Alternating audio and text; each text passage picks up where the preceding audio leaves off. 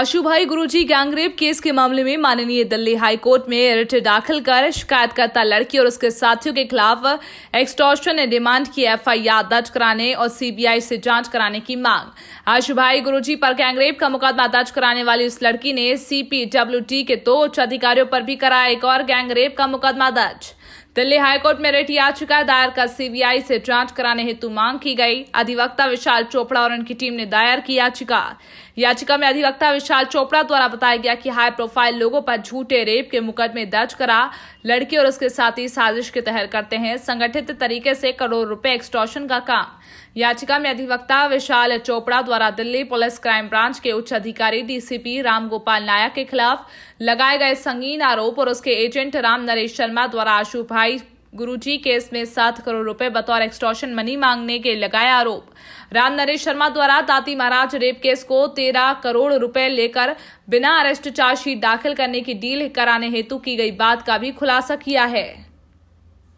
What is the reason, sir, that you changed your name from Asif Khan to Ashu Baba? नहीं बताइए, आपने अपना नाम क्यों चेंज किया? क्या मुझे नाम पसंद है? सर मैंने नाम चेंज नहीं किया। मैंने तो मेरे को घर में आशु आशु नाम से पुकारते थे, बाबा तो लोगों ने लगा दिया।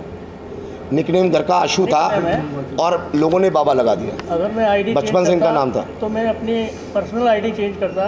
मेरे लाइसेंस में नाम आसिफ खान है, मेरे घर में आधार कार्ड में आसिफ खान है, मेरे घर के आगे कलमे लिखे हुए हैं, मैं 5 वक्त की नमाज़ पढ़ता हूँ, मेरे माथे पे आप देख रहे होंगे, तो मैं नाम क्यों चेंज करूँगा? खाली बाबा बाबा बोलते थे, आशु भाई तो ऐसे ही लगा दिया लोगों ने। मेरी माँ मुझे प्यार घर का निकनेम आशु है, प्यार से माँ जो इनकी है वो आशु बोलती थी, बाबा लगा दिया तो आशु बाबा हो गए।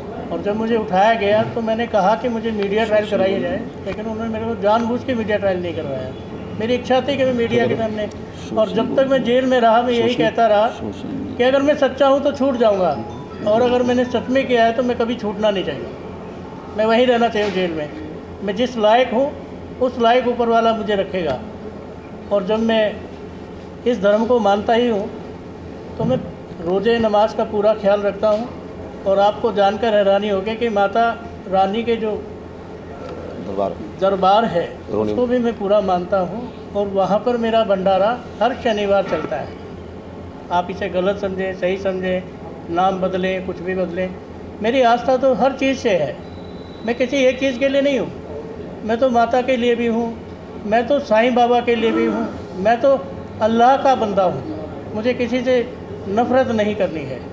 और इससे पहले तो मैं एक रामलीला ग्राउंड में बहुत बड़ा इवेंट्स करने वाला था, केवल महिलाओं के लिए, केवल बच्चियों के लिए, कि हमारे देश की बच्चियाँ कैसे सुखी रहे, मैं ये बताना चाहता था।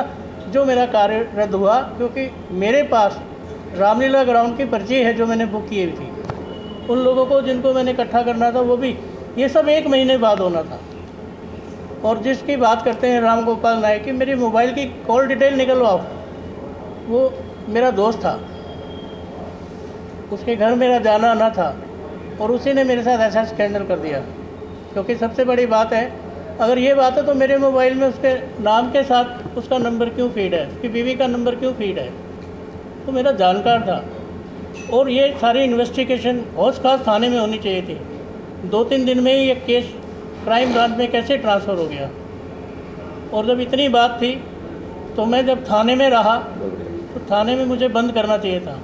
मैं एसी रूम में कैसे सोता था? बहुत सी बातें हैं जो दिखाई नहीं गई, जो बताई नहीं गई।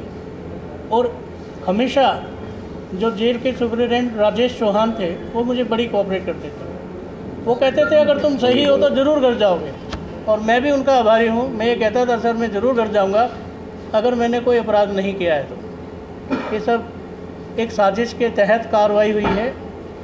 मेरे जेल से बाहर आने के बाद भी वो लोग कोशिश करते रहे मुझे मिलाने की कि आप हमसे बात तो कीजिए, सब ठीक हो जाएगा। क्या ठीक हो जाएगा? और जेल में भी 7 अप्रैल को 2019 में, ये गौरतलब बात है, 7 अप्रैल को जेल में मुझे any proof that there is a link, there is a direct link between the rapist and the deceased? Sir, पहले basically what is they are hatching a criminal conspiracy against the these unscrupulous person are hatching criminal conspiracy against us. Firstly, right. Firstly, So you have to build a link.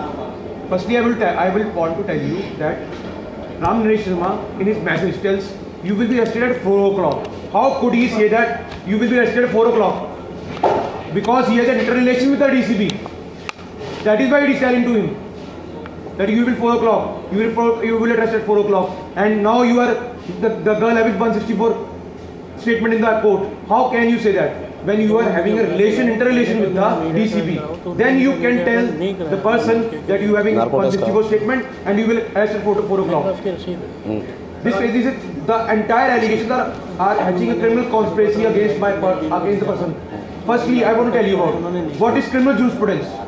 Criminal jurisprudence is a fundamental postulate that the accused is not guilty until proved, but still media has proven him guilty.